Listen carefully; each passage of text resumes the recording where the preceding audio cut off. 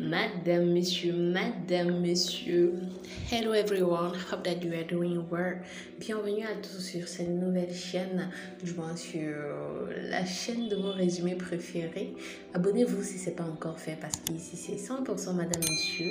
Et demain ça sera 100% une autre série qui vous plaît d'ailleurs. Si vous avez une autre série dont vous aimeriez qu'on parle, dites-le nous en commentaire et on en tiendrait compte. N'hésitez pas aussi à aller dans l'onglet communauté pour voir nos sondages et répondre. Donc sans plus tarder, ça tourne. Bon, on se souvient que l'épisode dernier se terminait lorsque Roger a reçu une balle et jusqu'à présent on ne sait toujours pas qui l'a fait. Même si moi j'ai ma petite idée sur cette personne. Vous, avant que je ne dévoile qui moi je pense que c'est, dites-moi en commentaire qui pensez-vous, vous pensez que qui a pu tirer sur Roger. Baga demande à Kamdem où est-ce qu'il connaît Karine et il lui dit qu'elle est l'ex de Baga lui dit qu'elle est l'ex de Piwele. Surpris, Kamdem demande comment ça, qu'elle ne lui a pas dit ça, qu'elle lui a juste dit qu'elle a subi un divorce. Baga dit qu'il a vu Anna, qu'elle est venue sans son autorisation, qu'elle lui met une énorme pression, qu'elle l'énerve mais qu'il ne sait pas pour quelle raison est-ce qu'il s'intéresse toujours à elle malgré tout. Sophie est à l'hôpital, sa sœur lui demande si Roger est mort. Elle dit qu'on lui fera une chirurgie. Et elle est en larmes. Bon, elle est en larmes. Et dit qu'elle ne sait pas qui a bien pu faire cela à son chéri, qu'elle ne voit personne et qu'elle ne peut pas sourire pour une fois dans sa vie, qu'elle a trop souffert pour endurer ceci encore. Bon, mine de rien, c'est quand même vrai. Après tout ce qui s'est passé dans son couple précédent, le mépris de la famille Barga avec Anna, la balle qu'a reçue son fils, sa nouvelle relation avec sa fille qui ne l'accepte pas, bref, toute cette tracasserie et aujourd'hui, bref, voilà ça. Passy débarque chez Anna et Anna lui demande de se mettre dehors. Celle-ci dit qu'elle ne se mettra pas dehors car c'est son père qui paye la maison. Anna dit et ça fait quoi? Elle dit qu'elle ne veut plus la voir avec son père. Anna dit que lui et moi on se voit quand on veut et où on veut. Tu vas faire quoi? Bref, elle menace Anna. Elle lui dit que si elle la voit encore avec son père, ce sera son pire cauchemar. À Douala, elle la jette au sol, elle la menace et puis elle sort. Karine entre et quelqu'un l'interpelle. Pas Karine, Miranda. Elle descend, elle était à l'hôpital faire une échographie, elle descend et il y a un jeune homme qui l'interpelle en disant qu'elle a laissé tomber son sourire. Elle dit, où est le sourire là? Et puis il dit qu'il attendait depuis en bas qu'elle sorte, qu'il la remarque. Il dit qu'elle se souvient de lui, qu'ils ont fait le CE1 ensemble. Il lui donne même son nom et oui, elle se souvient de lui. Et il dit qu'ils étaient au village ensemble. Il dit qu'il l'aime depuis le village et elle demande comment est-ce qu'il peut draguer une femme enceinte, que c'est la condition qu'il a dit qu'il ne l'a pas vue. Il lui donne sa carte que on ne sait jamais si tu as besoin de parler ou bien n'hésite pas. Elle refuse puis il insiste et elle finit par accepter. Chez la maman de Bill, il arrive et la trouve en train de danser. Il lui demande ce qui ne va pas. Elle lui dit qu'elle reprend bientôt les choses en main. Qu'elle a demandé une séance pour le bilan d'Alice après un mois depuis qu'elle est chef d'entreprise, la nouvelle chef d'entreprise, et que c'est cela qui changera tout. On arrête Bill, la police arrive directement chez elle. Déjà, on ne sait pas comment la police a su que Bill était chez elle. On ne sait pas comment la police a eu son adresse, donc c'était bizarre. La police débarque chez elle et arrête Bill pour tentative d'assassinat sur Roger. Sa mère surprise demande à se changer pour les accompagner. Donc maman va attendre que tu partes te changer avant d'arrêter ton fils. La série c'est la même. Qui m'est venu voir Passy qui défait les nœuds pour lui exposer encore ses problèmes de ménage et Passy lui donne plein de conseils et elle lui dit que si après tous ces conseils ça marche pas, qu'elle peut faire recours à une chirurgie esthétique même si cela est coûteux, qu'il y a plusieurs pays qui le font et qu'elle peut même lui donner des conseils concernant cela si elle en a besoin. Puis elle est au salon lorsque Miranda entre, il demande ce qu'on a dit à l'hôpital. Elle lui répond cache qu'il aurait su s'il l'avait accompagné. Mais que malgré tout l'enfant va bien et le docteur a dit qu'il grandit bien. Elle n'en dit pas plus. Puis elle lui demande quand est-ce qu'ils vont se marier. Il dit que la priorité c'est l'enfant. Il se lève pour quitter la pièce et elle commence à repenser à celui qu'il a abordé tout à l'heure. Maman, toujours maintenant si... La mère d'Arnold se fait également interpeller dans la rue par un homme et il dit qu'ils étaient voisins avant. Et il dit aussi qu'il attendait, qu'il sait que chaque fois qu'elle fait ses courses en rentrée, elle passe par cette route. Bref, quasiment le même scénario que pour Rosina, que pour Miranda. Désolée, je confonds toujours avec les noms dans la vie réelle. Bref, qu'il s'intéresse à elle depuis, elle commence à faire sa prière.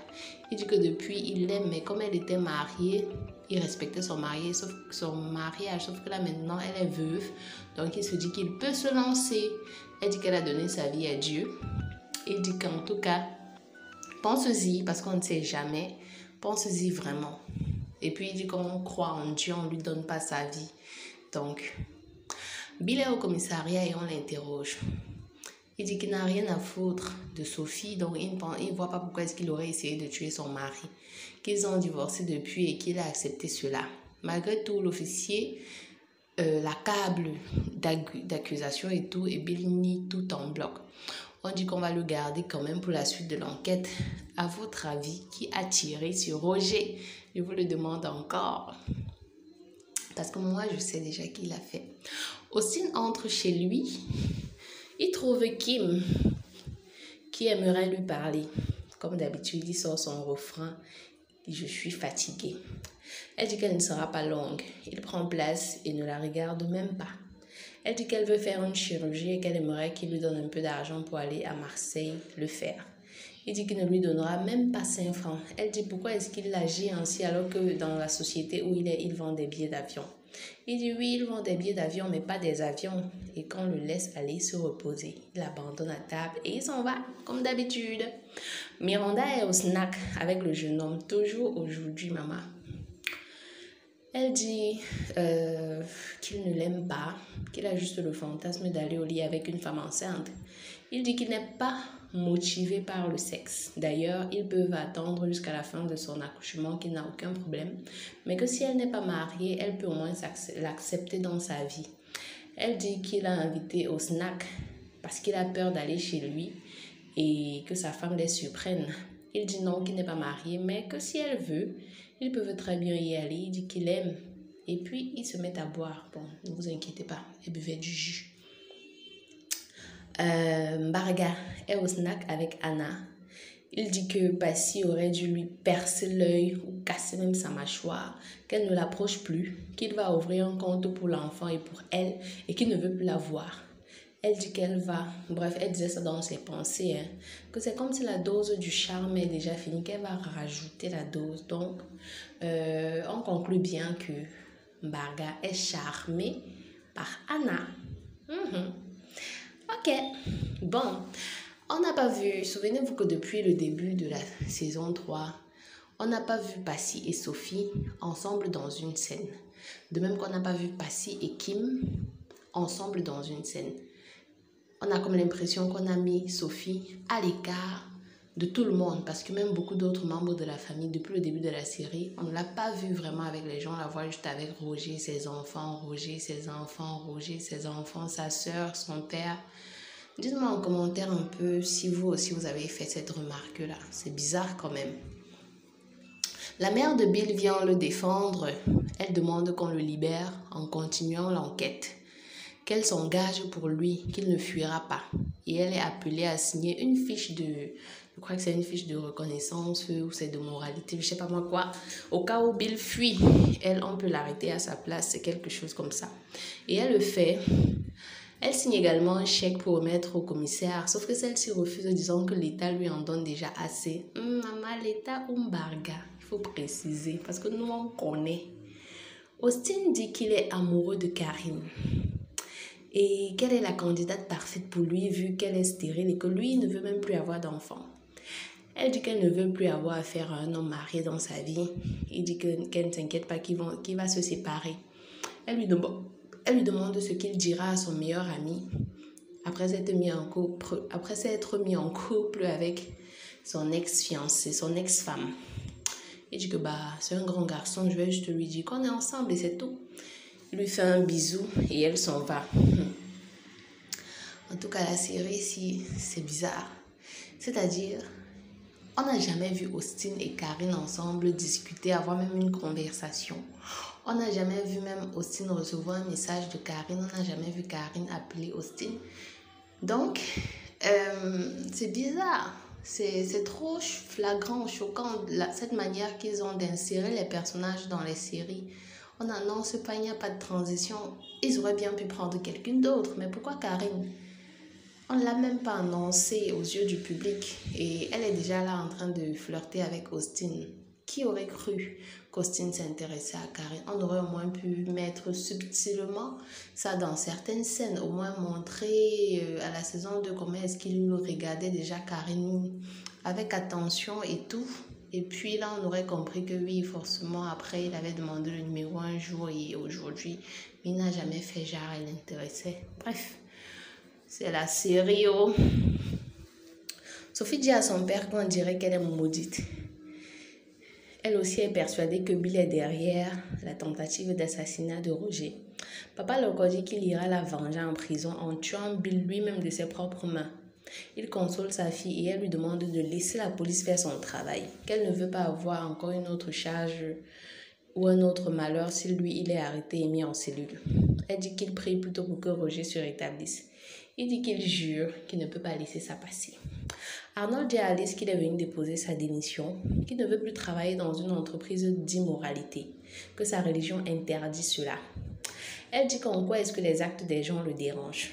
Elle dit qu'elle rejette sa démission ou alors que s'il veut démissionner, il dédommage l'entreprise car lui-même il sait qu'il ne méritait pas travailler là-bas. Comment est-ce qu'elle peut parler à son mari comme ça? Non mais chef d'entreprise là, ça donne quand même du mépris. Hein? Il est vexé, avec raison. Il fait un signe de croix sur son épouse et il se tourne, il s'en va. Passée avec son père, elle lui demande ce qui lui arrive, qu'elle ne le reconnaît plus. Il dit lui-même qu'il ne se reconnaît plus, que c'est comme s'il est possédé, qu'il pose des actes qu'il ne comprend pas. Il demande pardon pour tout, parce qu'il lui demande à quand sa dernière rencontre avec Anna. Il dit tout à l'heure, il remercie Passy d'être allé la menacer, qu'elle est son seul enfant qui le ressemble, qu'il ne sait pas ce qui l'a amené vers elle et que c'est comme si on l'a attaché. Il pleure parce qu'il le réconforte, mais sa femme dit qu'il finisse son cinéma et dise la vérité car elle n'y croit absolument pas. Puis voilà, à table, il travaille. Miranda dit qu'elle aimerait discuter avec lui. Il lui demande de s'asseoir. Elle dit qu'il donne l'impression que pour lui, les femmes sont des mères porteuses et que s'il ne l'épouse pas, ses chances de mariage seront réduites. Il dit que s'ils doivent se marier, ce serait après l'accouchement et que personne ne lui ferait changer d'avis. Elle se lève et dit qu'elle quitte la maison. Sa mère lui demande de la retenir et il dit qu'elle fait juste le bruit, qu'elle n'ira nulle part. Elle remercie sa belle-mère pour ses efforts et son amour, mais qu'elle n'a pas sa place dans cette maison, qu'elle peut l'appeler quand elle veut. Puis elle sirote tranquillement son vin. On veut nous faire comprendre que, ok, comme elle vient de rencontrer le jeune homme de la rue, elle quitte de chez Piouelle comme ça pour aller s'installer là-bas. Ok, madame, monsieur, ok. Ipendongo dit au commissaire que l'arme utilisée pour la tentative d'assassinat sur Roger est la même et a les mêmes caractéristiques que celle que M. Mbaga recherche. Elle demande qu'on reconvoque Bill. Apparemment, Passy entre dans la chambre de sa fille avec Miranda.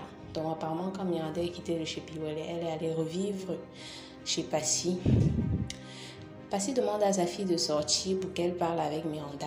Premier constat que j'ai fait, c'est que dans la chambre de Passy, au mur, il y avait l'affiche de Joyce. Je ne sais pas si vous connaissez Joyce. Joyce, c'est la jeune fille dont Muriel Blanche faisait la promotion dernièrement sur la toile. La jeune artiste dont Muriel Blanche a fait la production et la promotion. Donc, comme quoi, dans cette série, il n'y a que les publicités des choses qui concernent Muriel Blanche. Revenons à la série. Sa fille lui demande, donc vous venez dans ma propre chambre et vous me demandez de me mettre dehors. Sa mère lui demande gentiment, ok, s'il te plaît, est-ce que je pourrais causer avec tata Miranda dans ta chambre? Elle accepte et elle se lève et sort. Passy dit qu'elle va garder Miranda chez elle jusqu'à ce qu'elle manque à Piwalet. Miranda dit qu'elle prie Dieu de lui donner un cœur comme le sien. Un cœur comme celui de Passy qui défait les nœuds. Au commissariat, on appelle Bill. On lui parle de l'arme. Bill dit que s'il devait tirer sur Roger, il aurait utilisé sa propre arme. D'ailleurs, il sort son autorisation de port d'arme avec toutes les caractéristiques. L'officier dit que justement, il a sûrement dû utiliser l'arme de son père pour masquer son coup. On demande qu'on le mette en cellule. À sa grande surprise, vu que le commissaire avait déjà fait signer une lettre à sa mère disant qu'on n'allait pas le mettre en cellule. À l'entreprise, après le bilan d'Alice, malgré les bons résultats, la maman de Bill dit qu'elle est contre sa gestion. Car pour la fabrication de leur jus d'ananas et de gingembre, elle aurait dû proposer la culture du gingembre d'abord que d'en acheter.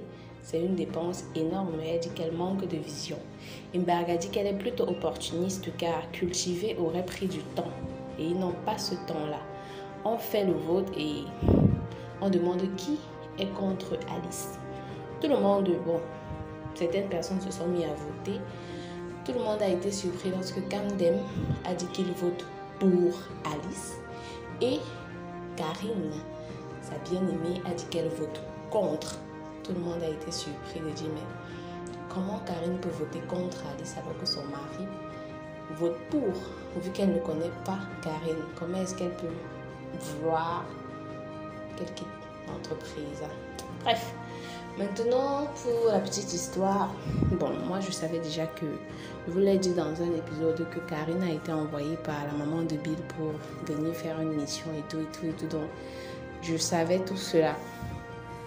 Maintenant, à mon avis, la personne qui a tiré sur Roger, c'est la fille de Sophie. Souvenez-vous, d'un, elle n'a jamais aimé Roger. De deux, elle a subitement dit qu'elle voulait aller passer les congés chez ses grands-parents. Pourtant, tout le temps, elle demande à voir son père. Mais au lieu d'aller rester avec son père, elle a demandé à passer les congés chez ses grands-parents. Lorsqu'elle arrive chez ses grands-parents, elle demande directement qu'elle veut dormir dans leur chambre. Elle propose de dormir dans leur chambre et c'est tout à fait logique. Elle a demandé d'aller chez eux lorsque sa mère a accepté la demande de mariage, la demande en mariage de Roger. Et après ça, une fois qu'elle est arrivée à la maison, le lendemain, Baga a constaté que son arme avait disparu. Il est venu porter plainte. Le jour du mariage, on tire sur Sophie miraculeusement. Donc moi, je pense que c'est elle qui a tiré. Maintenant, à vous de me dire ce que vous en pensez. Je peux me tromper, on ne sait jamais avec cette série. Donc, à très bientôt. Une fois de plus, si vous n'êtes pas encore abonné, faites-le. Et on se retrouve très bientôt pour un nouvel épisode de